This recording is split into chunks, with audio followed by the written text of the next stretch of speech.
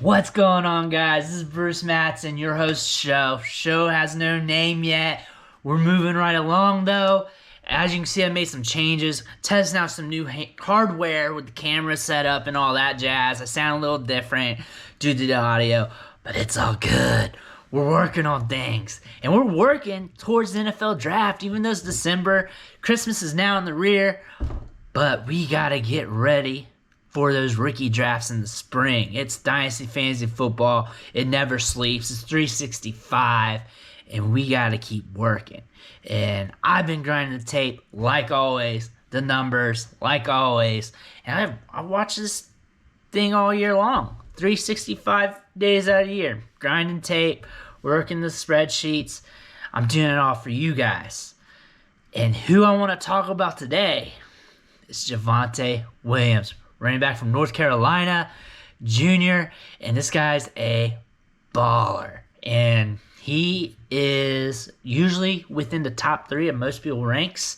I've seen him ranked as high as 2, 1, 3, whatever. I've seen someone just declare him as their second running back in the ranks behind Najee Harris.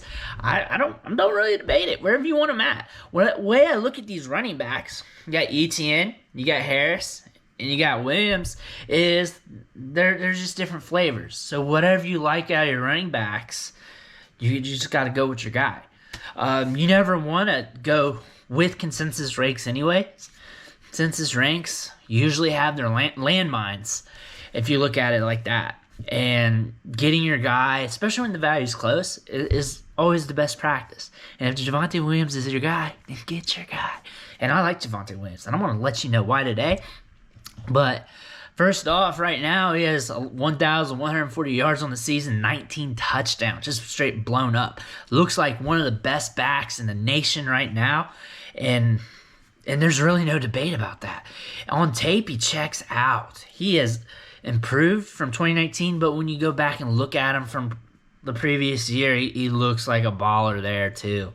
It's his approach to the line of scrimmage is what makes film scouts, film nerds salivate, because as he's approaching the line of scrimmage, he sees the field, he sees the running lanes very easily, and he is a step ahead. He reads the hats, he reads the momentum, he knows which way to go, and he's just very fluid.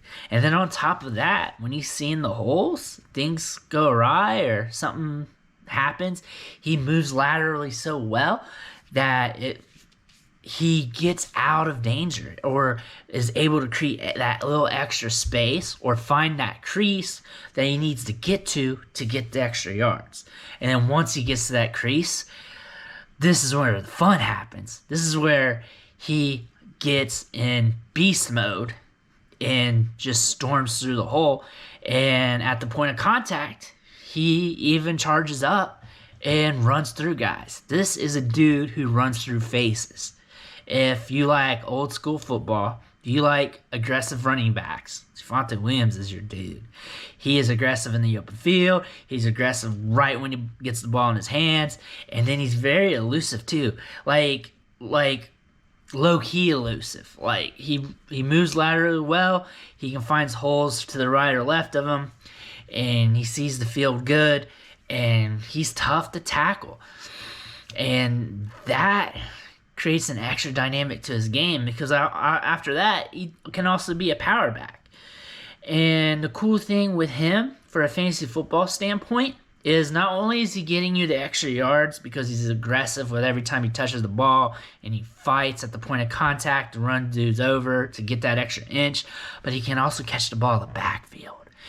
And as we all know, in PPR leagues, it's very important. That creates a floor of pretty much security for our running backs. Because if your running backs aren't catching passes, or if they're inept at that, which usually most running backs in the NFL can catch passes, but he's at the point in his skill set to where he's very reliable, then he's going to get that at work. Especially once he gets established in his new offense with his NFL team. And that just makes him more valuable in fantasy. And that's what we want. This is what makes him so intriguing as a prospect. And there's been some top level analysts, and when I say top, I mean like from the big companies, ESPN, NFL, who's already have him in their top 3, running back top 4, top 5, and he's been kind of under the radar, kind of like on the underground circuit early in the season, because not many people had him as a top running back going into 2020. But man, he balled out so good that you can't really deny him, and he is pushing for that top spot. Right situation, right coaching staff, right line. I wouldn't be surprised if he's the most productive running back out of this draft class. Would not be surprised at all. I wouldn't be surprised if he becomes more productive than any of the running backs from last year's 2020's draft class, because he has that skill set to make him valuable for an NFL team at all facets. Running the ball between tackles, catching the ball out of the backfield, getting those extra yards, short yards, goal line work, blocking, aggressive. You can tell he knows the plays inside and out, from the footwork, the footsteps, the timing. He is uber reliable. There's just a lot going on here with this guy. I feel like he's going to transition very well. Another thing I like about him is that he has shown a progression of getting better throughout his career. Not all running backs show that. Not all skill players show that, because some players are just good right out of the gate, and they rely on that natural athleticism or those few tricks they already got. But Williams just got better from year in and year out. He is a first-round rookie pick, guaranteed. He's going to be fighting for top 5, and when we're all said and done, he might be the consensus RB1 in his class.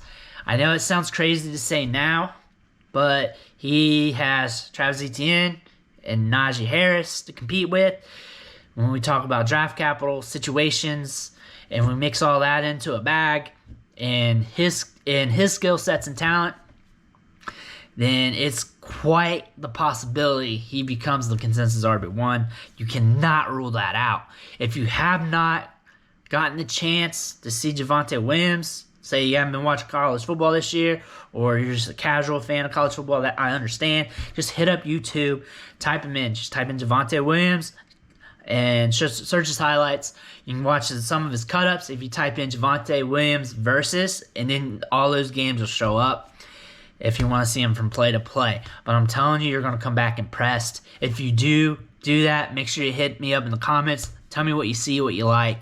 I'm going to be pumping out more videos of Javonte Williams, of all the running backs, all the receivers for this draft. So you want to make sure you hit that subscribe button so you don't miss an episode. And make sure you hit that like. Thank you guys for watching. I'll catch you next time. And peace out.